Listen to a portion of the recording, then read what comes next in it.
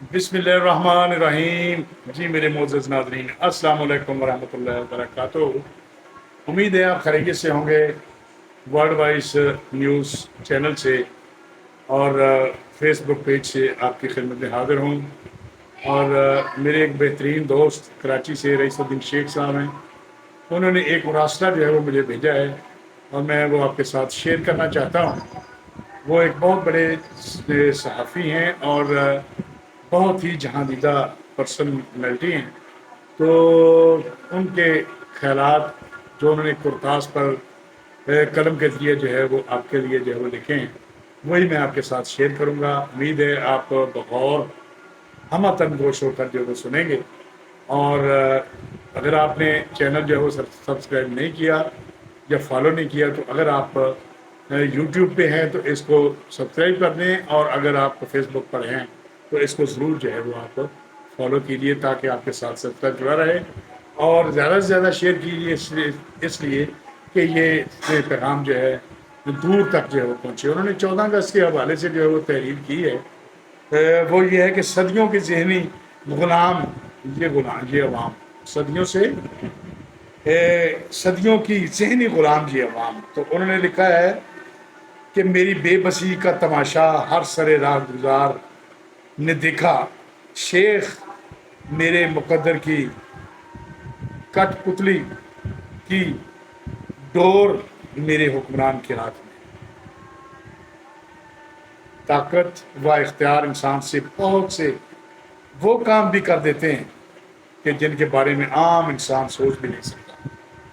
ये ताकत व इख्तियार ही तो था जिसने फ़िरऔन व नमरूद से खुदाई का दावा करवाया, शद्दाद को खुदा के मुकाबले में जन्नत बनाने पर उकसाया, अबरहा को खाने काबा पर हमले का हौसला दिया और अबू जहल को कुफ्र पर साबित कदम रखा। ये है ताकत व इख्तियार। और ऐसी ताकत व इख्तियार बरतानिया की मलका विक्टोरिया को भी थी, जो इंसानों को सिर्फ और सिर्फ अपना गुलाम समझती थी। और यही सोच आज हमारे पाक वतन के लीडरान कौम वतन हुक्मरानों की भी है, और इसमें हमारी कौम की ज़हनी गुलामाना सोच का अमल दखल भी भरपूर शामिल है। क़ारीन कराम, नाज़रीन कराम, बरतानिया की मलका विक्टोरिया ने सन 1857 के बाद अपने एक दौर के अजीज़ की ड्यूटी हिंदुस्तान के एक ज़िला में बतौर डिप्टी कमिश्नर तैनाती कर दी। उसने एक माह बाद ही मलका विक्टोरिया को लिखा कि ये आपने मुझे किस जुर्म की सजा दी है कि ये लोग तो काम चोर हैं, नाअहल हैं, अपनी गलती पर नादम भी नहीं होते और कुछ सीखने को भी तैयार नहीं होते, बेइंतहा लालची भी हैं। पैसे की हवस इस कौम में खोट खोट कर भरी हुई है। पैसे के लिए हर जायज़ नाजायज़ काम करने के लिए तैयार भी हो जाते हैं। इस कौम में जहालत अरूज पर है। इनको एहसास ही नहीं है कि एक इंसान के क्या औसाफ और जिम्मेदारी होना चाहिए। मुझे तो आप वापस इंग्लैंड बुला लें। बरतानिया की मलका विक्टोरिया ने अपने अजीज़ डिप्टी कमिश्नर को जवाब लिखा कि अहमद डिप्टी कमिश्नर, अगर इस कौम में ये सब ना होता तो क्या हम बरतानिया से 10,000 मील दूर से आकर इस कौम को अपना गुलाम बना सकते थे? क्या इस कौम के हाकिम बन सकते थे? तुमने क्यों इस गुलाम कौम को अपने जैसा नॉर्मल इंसान समझ लिया? ये कौम गुलाम है और ये गुलाम कौम हमेशा हम अंग्रेज़ों की गुलाम ही रहेगी, और तुम इस गुलाम कौम से गुलामों जैसा ही सलूक बर्ताव करो। क़ारीन नाज़रीन कराम, हमारे ये लीडरान कौम वतन अरबाब इख्तियार, ये हुक्मरान भी गुलाम कौम के साथ आज आज़ादी के 75 साल बाद भी इसी तरह गुलामों जैसा सलूक बर्ताव कर रहे हैं। और ये हमारे लीडरान कौम, रहनुमा वतन और ये आज के हुक्मरान भी हमारी ज़हनी गुलामाना आदतें भी जानते हैं, और इनको ये भी मालूम है कि हम इस गुलाम कौम को कितने भी जूते मारें, कितना भी ज़ीलो ख़ार करें, मगर ये बेशऊर से आरी गुलाम कौम कभी भी हमारे सामने होली बोलेगी नहीं।